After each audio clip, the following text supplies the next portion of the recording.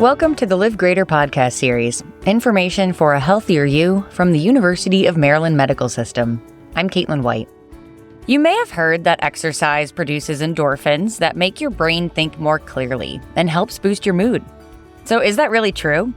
In this podcast, Dr. Lisa Carcetti, a psychiatrist at the Klein Family Harford County Crisis Center, tells us about the many ways that exercise helps us feel better, how we can get the most out of each and every session, what kind of exercise helps the most, and much more.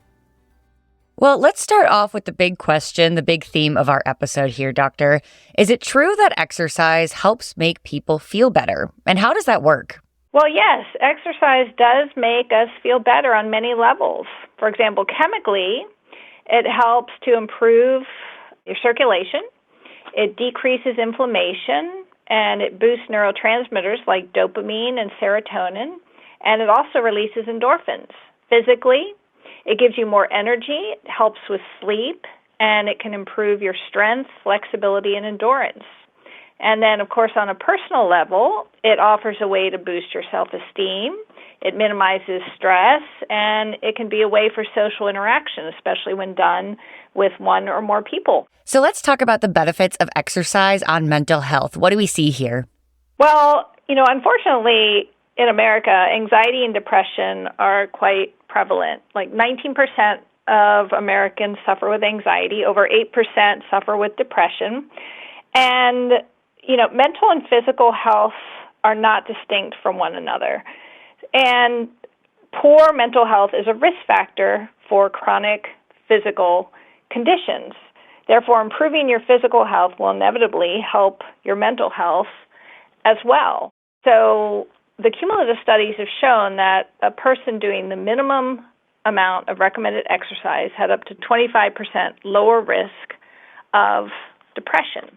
Well, is it generally during or after that exercise that we reap the benefits? The answer actually is both. Mm-hmm. So during an exercise, the immediate benefits you get can be lessened anxiety, an acute feeling of well-being, lower blood pressure, improved concentration, less fatigue, and improved insulin sensitivity. Longer-term effect can be improved cardiorespiratory fitness, greater strength, delayed onset of disease, weight loss, and improved bone health, and a decreased risk of falls. Even the minimum amount of recommended weekly exercise, which is 150 minutes per week, will decrease a person's risk of all-cause mortality by 30%. So what exercises in particular are the best for boosting your mood? I mean, are there certain ones, or is it just like whatever you enjoy? Well, if you're new to exercise or movement in general, it's best to start with an exercise you enjoy or that's accessible. So you might love to swim, but if there's no pool, that's not going to help your exercise program. And there are many phone apps and YouTube videos that offer workouts and yoga programs that are free. But in general, any exercise that you can do or that's accessible is good for you. Walking, jogging, swimming, cycling, dancing. It's just recommended that it be done 30 minutes, 5 times a week. That would be the minimum. That's 2.5 hours, up to 5 hours per week. Moderate intensity will help lessen anxiety and depression. So when it comes to this exercise, how can you get the most out of each session? Is it more length of time or intensity or a little of both?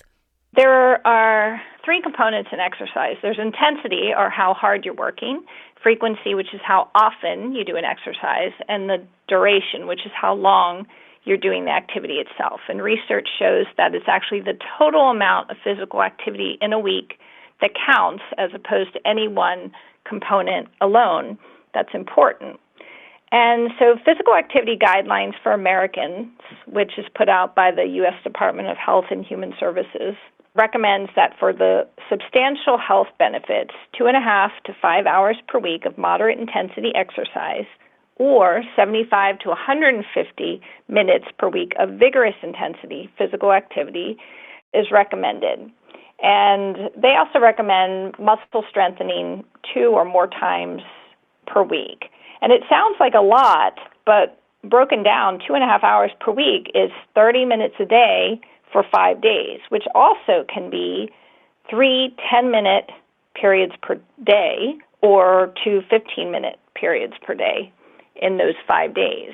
So it is achievable. Well, I'd love to focus for a moment on our listeners or people they may know who are disabled or have a medical condition like COPD or heart failure.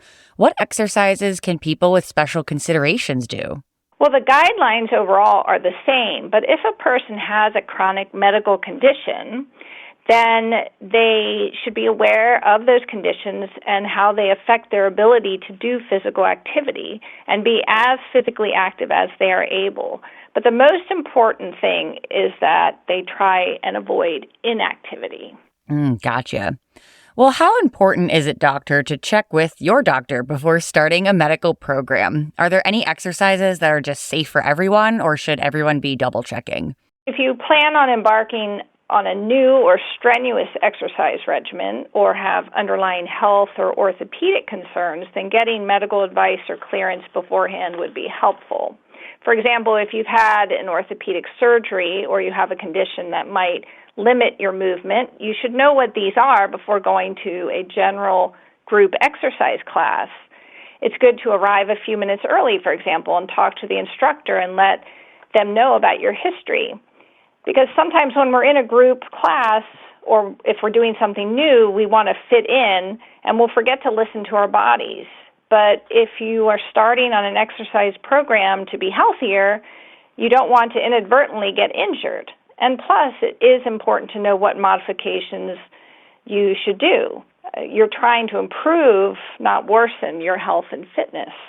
Great. Well, a lot of good information here today, doctor. Are there any last tips you want our listeners to know? Well, to paraphrase Isaac Newton's law of inertia, a body at rest stays at rest, and a body in motion stays in motion.